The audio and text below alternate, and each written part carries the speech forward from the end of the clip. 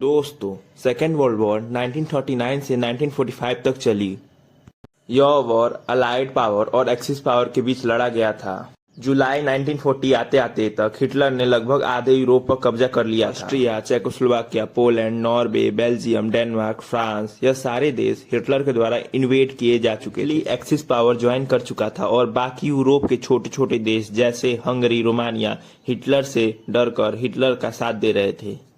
अगर मोटे मोटे तौर पर देखा जाए तो यूरोप में केवल 3 ही बड़े देश बचे थे, Germany, Soviet union and Britain. अब जर्मनी और सोवियत यूनियन के बीच भी एक नॉन एग्रेशन पैक्ट साइन हो चुका था 1939 में। तो जर्मनी को सोवियत यूनियन से कोई खतरा नहीं था आने वाले कुछ साल तक। इसका मतलब ब्रिटेन एक लौता देश बचा था जो जर्मनी के खिलाफ खड़ा था।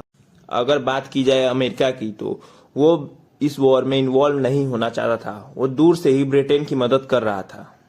इसके बाद भी हिटलर सेकेंड वर्ल्ड वॉर हार गया, जिसके कई सारे रीजंस हैं। Reason number 1, his alliance countries.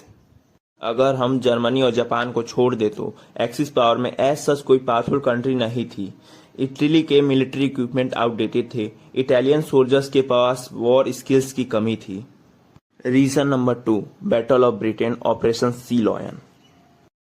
France को पूरी तरह इन्वेड करने के बाद हिटलर की नजर जाती है ब्रिटेन पर।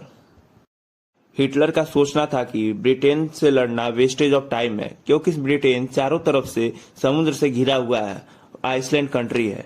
अगर किसी को ब्रिटेन के मेन लैंड पर पहुंचना है तो उसे समुद्र पार करना होगा। हिटलर यह बात बहुत अच्छे से जानता था कि British royal navy German navy को बड़े आसानी से रोक सकती है।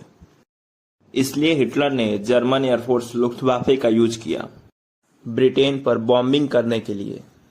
लेकिन ब्रिटेन को कब्जाना आसान नहीं होने वाला था, यह बात हिटलर भी बहुत अच्छे से जानता था। इसलिए हिटलर खुद ब्रिटेन के साथ एक पीस ट्रीटी साइन करना चाहता था, लेकिन उस समय के यूके के प्राइम मिनिस्टर इस बात के लिए तैयार नहीं थे।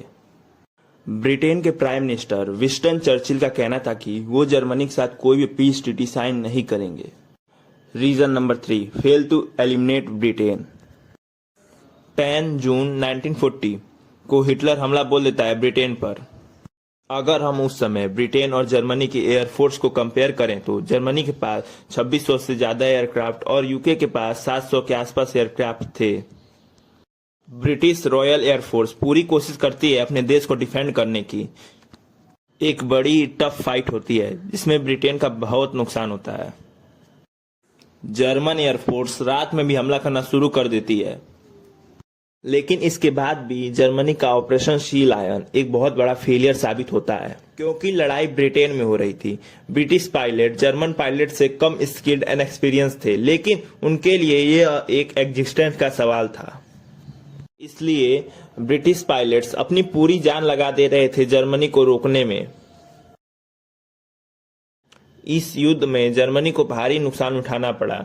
इस युद्ध से यूरोप में एक मैसेज भी गया कि हिटलर को रोका जा सकता है, हराया जा सकता है। Reason number 4, 2 front war, Operation Barbarossa. Chances कम थे कि Operation Sea Lion mission successful होता, इसलिए ऑपरेशन सी लायन को पोस्टपोन कर दिया गया। हिटलर अब सोवियत यूनियन पर हमले की प्लानिंग करने लगता है। यह हिटलर की सबसे बड़ी गलती साबित होने जा रही थी। उस समय यूएसएसआर की कमान स्टालिन के पास थी।